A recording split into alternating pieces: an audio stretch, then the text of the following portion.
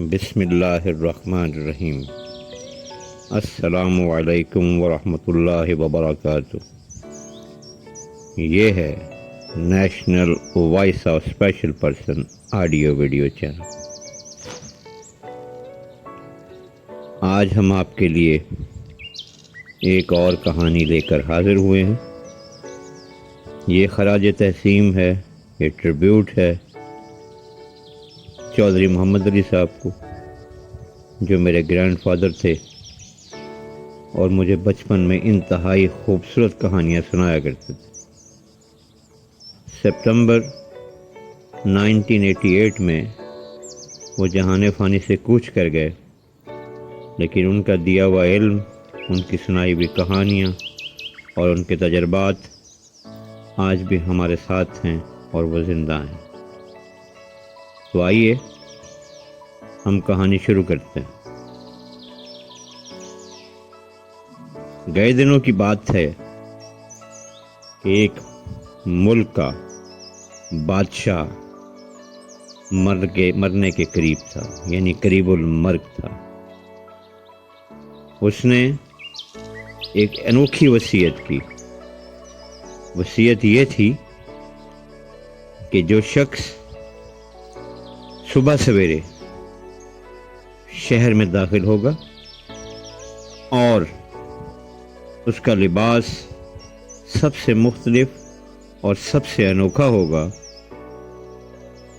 اس کو اس ملک کا بادشاہ بنایا جائے، کیونکہ اس بادشاہ کی کوئی اولاد نہ تھی۔ چنانچہ ایسا ہی ہوا۔ بادشاہ جہان فانی سے کوچ کر گیا اور مشیر اور وزراء صبح کا انتظار کرنے لگے، اور جو ہی صبح ہوئی تو جو شخص ان کو سب سے مختلف لباس میں ملا وہ ایک فقیر تھا، ایک گداگر تھا۔ گداگر کو بلا لیا گیا، اس کو بادشاہ وقت بنا دیا گیا، لیکن اس بادشاہ نے پہلا حکم یہ جاری کیا کہ وہ ایک صندوق لے کر آئے۔ صندوق اس کو دے دیا گیا، اس کے وزیر لے آئے۔ اس نے ایک کمرہ اپنے لیے مخصوص کیا، اس میں وہ صندوق رکھوا کے دیا گیا، اور بادشاہ نے اپنا وہ جبہ، وہ کشکول، وہ لاٹھی اور وہ گلے میں ڈالے ہوئے من کے اس صندوق میں بند کر دی۔ کاروبار حکمران چلنے لگا، دربار لگتا۔ بادشاہ سلامت کیا حکم ہے؟ بادشاہ سلامت فرماتے حلوہ پکاؤ اور سب کو کھلاؤ اور مجھے بھی دو۔ اگلے دن پھر دربار لگتا، بادشاہ سلامت یہی کہتے۔ رفتہ رفتہ پورے آس پاس کے مملکتوں کو یہ اطلاع مل گئی کہ بادشاہ سلامت ماں سوائے حلوے کے اور کوئی کاروباری امور نہیں چلا رہے، امور سلطنت صرف حلوہ کھانے پر گزر رہے ہیں۔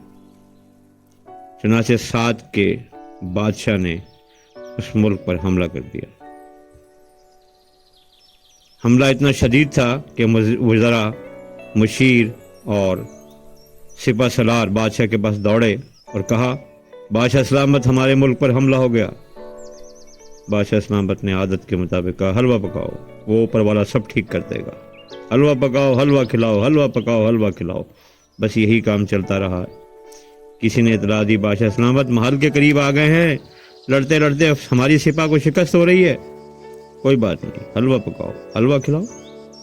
بس خدا کا کرنا کیا تھا کہ وہ مخالف افواج محل کے اندر داخل ہو گئی۔ قتل و غارت اتنی شدید ہوئی کہ وہ ملک خون میں بھر گیا۔ جو ہی قریب ترین حملہ آور پہنچے تو پھر اطلاع دی گئی، بادشاہ سلامت وہ قریب آ گئے ہیں۔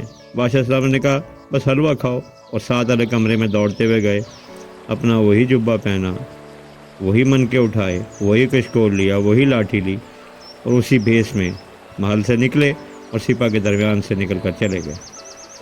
جی ہاں، اس کہانی کا لب لباب یہ ہے کہ جس کا کام اسی کو ساجے، اور جب تک آپ کے پاس مضبوط قیادت نہ ہو اور اہل حکمران نہ ہو، اس وقت تک کاروبار حکومت اور امور سلطنت نہیں چلائے جا سکتے۔ جب غیر غیروں کے ہاتھ میں इस तरह की वसीयतों के बाद ये हुक्मरानी दे दी जाएगी तो वो कामयाब नहीं हो सकते। वो मुल्क, वो कौमें, वो इदारे तबाह हो जाते हैं, बर्बाद हो जाते हैं। लिहाजा ये कहानी हमें सबक देती है कि हम अपनी सफ़ों में ऐसे लोगों को ढूंढें जो अहलियत रखते हैं, जो काबिल हैं और जो बासलाहियत हैं, बाकिरदार हैं, बाहया हैं और बावफा हैं, और वो वाक़ई में सियासतदान नहीं, रहनुमा हैं, वो एक लीडर हैं और वो सब लोगों को साथ लेकर चलते हैं। तो आज हम इस कहानी पर फिर अपना इख्तिताम करते हैं। तो दोस्तों, ये थी हमारी आज की कहानी।